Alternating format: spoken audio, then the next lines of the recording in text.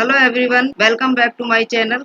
आज हम क्लास 8 का सिविक्स चैप्टर 2 धार्मिक निरपेक्षता की समझ पढ़ाने जा रहे हैं। इसके क्वेश्चन आंसर कराने जा रहे हैं। तो पहला क्वेश्चन है, इस अध्याय की भूमिका को एक बार फिर पढ़िए। आपको ऐसा क्यों लगता है कि बदले की भावना इस समस्या से निपटने का सही रास्ता नहीं हो सकती? अगर सारे समूह बदले के रास्ते पर चल पड़े तो क्या होगा? मतलब बदले के मतलब बदले की भावना से। इसका आंसर है, हिटलर ने जर्मनी में यहूदियों पर अत्याचार किया। अब यहूदी धर्म को मानने वाले इजराइल में मुसलमानों और ईसाई अल्पसंख्यकों के साथ मानवीय व्यवहार कर रहे हैं। ये एक प्रकार के बदले की भावना है जो इस समस्या से निपटने के सही तरीका नहीं है। अगर सारे समूह बदले के रास्ते पर यानी बदले की भावना को अपना ले तो पूरे विश्व में अफरा तफरी फैल जाएगी और ये अंतर्राष्ट्रीय संबंधों को भी प्रभावित करेगी। विभिन्न समूहों के बीच परस्पर सहयोग एवं सामंजस्य की भावना को भी समाप्त करेगी। दूसरे से यानी कि जैसे मान लो कहीं जो बहुसंख्यक है और उन्हें अल्पसंख्यकों पे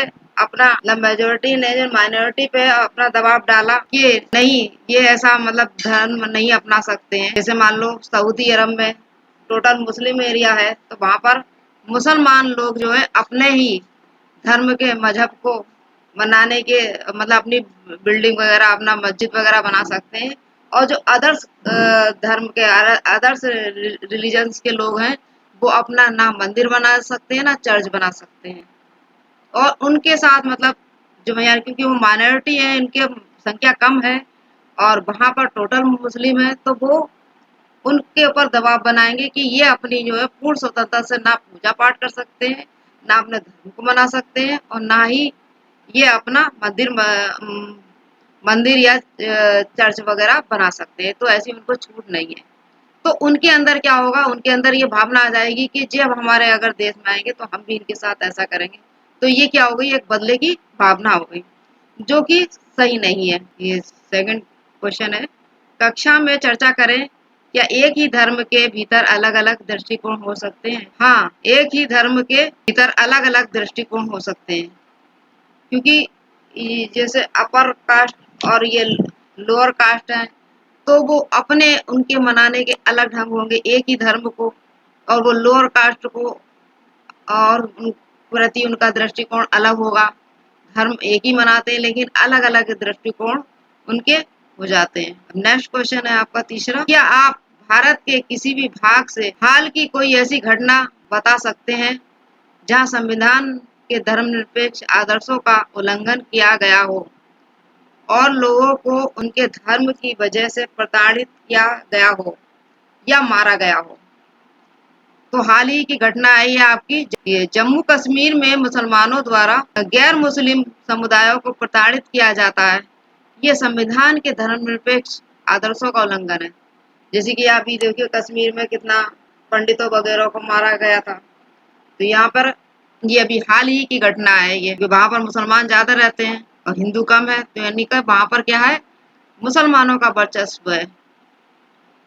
अब आपका नेक्स्ट क्वेश्चन है, अपने आस पड़ोस में प्रचलित धार्मिक क्रियाकलापों को सूची बनाइए और आप विभिन्न प्रकार की प्रार्थनाओं, विभिन्न देवताओं की पूजा, विभिन्न पवित्र स्थानों के विभिन्न प्रकार के धार्मिक संगीत और गायन आदि को देख सकते हैं। क्या इससे धार्मिक क्रियाकलापों का स्वतंत्रता का पता चलता है? तो ये देखिए इसका क्वेश्चन का आंसर, धर्म और धार्मिक क्रियाकलाप। धर्म है और उसके जो धार्मिक क्रियाकलाप हैं। नंबर एक, हिंदू हिंदू धर्म के जो मानने वाले लोग हैं तो उनके हिंदू धर्म में क्या क्या होता है।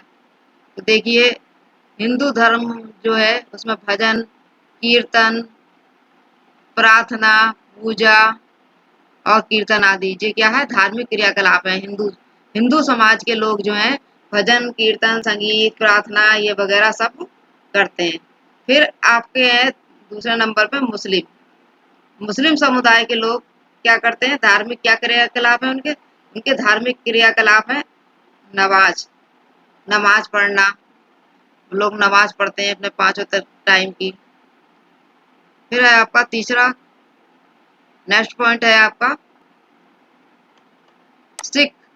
सिख समुदाय के लोग अपना धर्म को कैसे मनाते हैं, प्रभात फेरी वगैरह निकालते हैं, शबद कीर्तन और दरबार, अरदास, नगर कीर्तन, प्रार्थना आदि।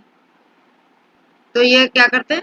और सिख समुदाय में लंगर वगैरह भी होता है। लंगर मेन इनका तो लंगर है। फिर आपका आ गया नेक्स्ट पॉइंट है चौथा, ईसाई।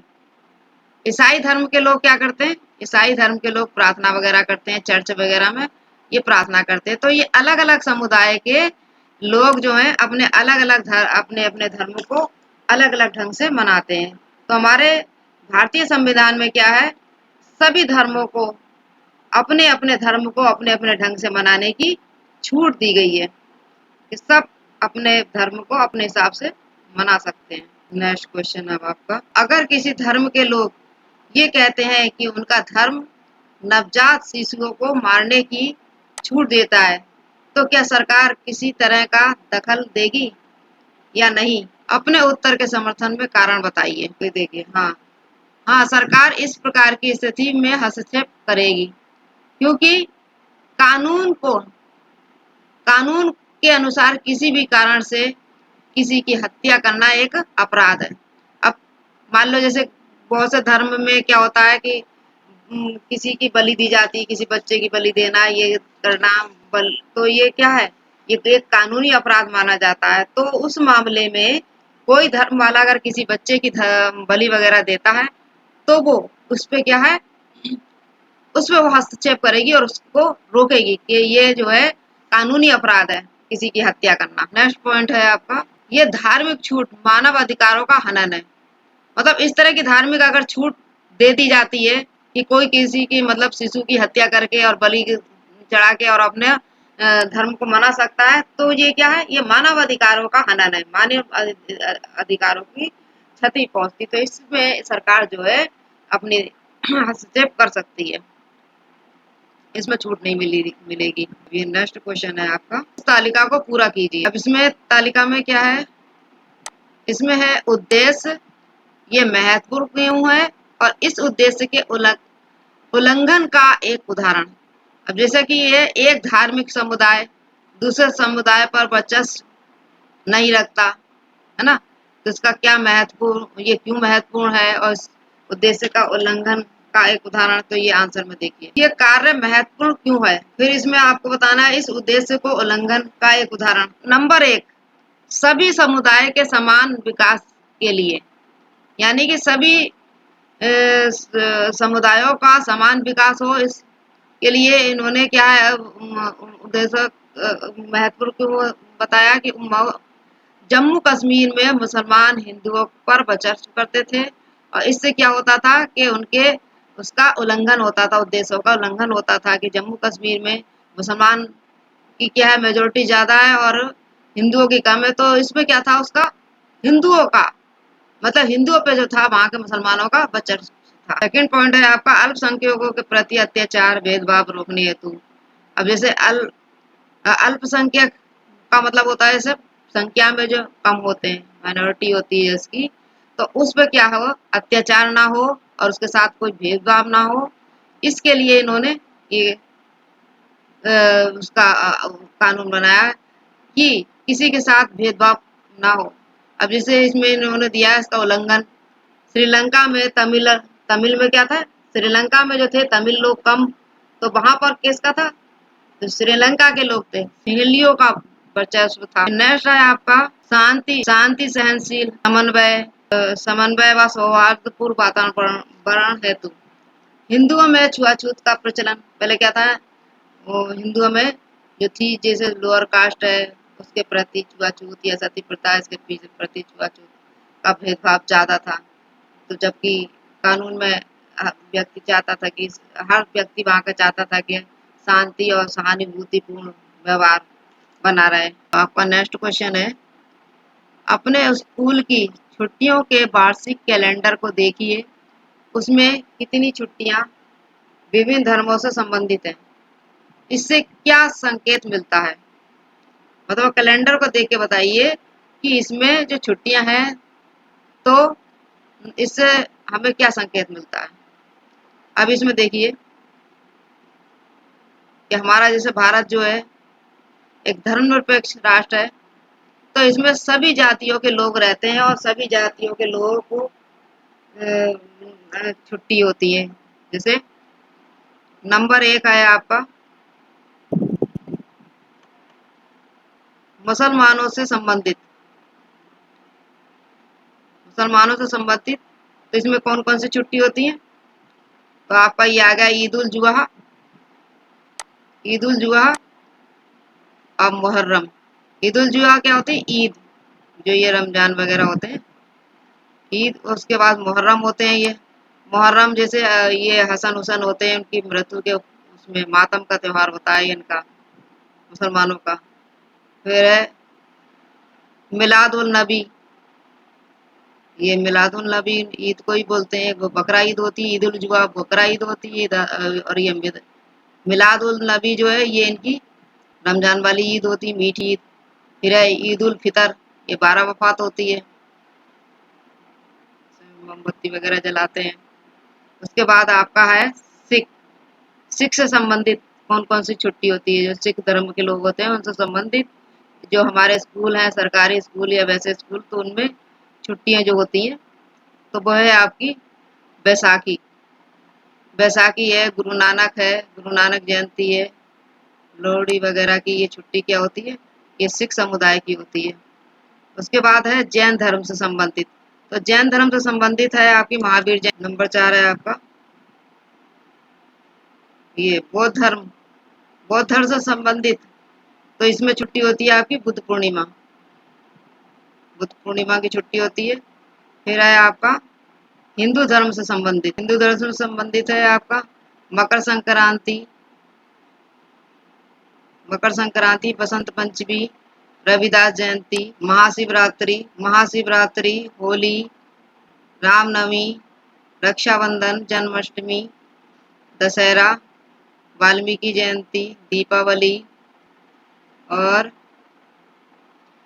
गोवर्धन पूजा, भैया दूज। ये सब हिंदू से संबंधित ये जो है हिंदू समुदाय की ये छुट्टी कैलेंडर में दी होती है और जो हमारे स्कूलों में छुट्टियां पड़ती हैं। फिर है आपका छठा पॉइंट है ईसाई धर्म से संबंधित। ईसाई धर्म से संबंधित आपका है ये गुड फ्राइडे है, क्रिसमस डे है, जो हम बड़ा दिन मनाते हैं ईसा मसीह की याद में क्रिसमस डे मनाया जाता है। तो ये है क्रिश्चियन से संबंधित छुट्टियां। अब इससे हमें संकेत मिलते हैं कि इससे हमें ये संकेत मिलते हैं भारत में अनेक धर्मों के मानने वाले लोग रहते हैं और भारत में सभी धर्मों के लोगों को की भावनाओं का आदर किया जाता है। प्रत्येक नागरिक को अपनी इच्छा का धर्म अपनाने तथा उसका प्रचार प्रसार करने का अधिकार है। प्रत्येक नागरिक को यहाँ स्वतंत्रता दी गई है कि कोई भी व्यक्ति कोई भी धर्म बना सकता है। अगर उसे अपना धर्म नहीं मिल रहा तो वो उसको छूट है कि वो अपना किसी का भी धर्म अपना सकता है, उसमें कोई भी नियंत्रण नहीं किया जाएगा। नेक्स्ट क्वेश्चन है एक ही धर्म के भीतर अलग अलग दृष्टिकोणों के कुछ उदाहरण दें। तो आंसर है आपका एक ही धर्म में अलग अलग दृष्टिकोणों के कुछ उदाहरण। जैसे देखिए आप पहले यह धर्म है और फिर अलग अलग दृष्टिकोण कि हर धर्म का अलग अलग दृष्टिकोण क्या है। हिंदू, तो हिंदू धर्म का क्या है? इसमें सनातन धर्म को मानने वाले लोग होते हैं। यानी कि सनातन धर्म किसे कहते हैं? मूर्ति पूजा। जो मूर्ति पूजा करते हैं वो सनातन धर्मी कहलाते हैं और आर्य समाज जो कि मूर्ति पूजा नहीं करते हैं। नंबर 2 है इस्लाम। इस्लाम में क्या है? ये शिया और सुन्नी इसमें होते हैं। तो ये दोनों में आंतरिक इनमें कट्टरता ज्यादा होती है, कोई भी एक दूसरे को नहीं मानता, दोनों एक दूसरे के दुश्मन होते हैं इस्लाम में, शिया और सुन्नी। तीसरा है आपका सिख। सिख में भी दो तरह के होते हैं, केसधारी और नामधारी। केसधारी जो मतलब जूड़ा वगैरह रखते हैं, नामधारी जो मोना सरदार होते हैं जिनका जूड़ा नहीं होता लेकिन होते सरदार हैं, तो ये सिख में होते हैं। उसके बाद है आपका बौद्ध। बौद्ध धर्म को मानने वाले लोग। इसमें भी दो तरह के संप्रदाय होते हैं, एक होता है महायान और एक हीनयान। महायान होते हैं जो कि मूर्ति बना के पूजते हैं गौतम बुद्ध की, और हीनयान है वो सिर्फ वो ऐसे ही मानते हैं, वो नहीं मूर्ति को पूजते हैं। तो इसमें भी बौद्ध धर्म में भी दो संप्रदाय होते हैं, महायान और हीनयान। उसके बाद आपका 5वां पॉइंट है ईसाई। ईसाई में आपके होते हैं एक कैथोलिक, प्रोटेस्टेंट। अब आपका नेक्स्ट पॉइंट है जैन धर्म में भी दो संप्रदाय होते हैं, एक दिगंबर होते हैं और एक स्वयंवर होते हैं। इसमें भी दो संप्रदाय होते हैं, दिगंबर और स्वयंवर।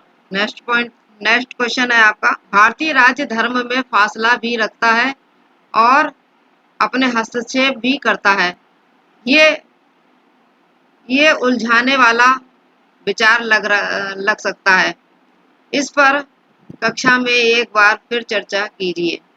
भारतीय राज्य का धर्म से फासला। तो इसमें भारतीय राज्य किसी एक धर्म को का समर्थन नहीं देता है। मतलब धर्म भारतीय राज्य का धर्म से फासला इसलिए बताया गया है कि राज्य भारत संविधान में राज्य का अपना कोई धर्म नहीं होता है।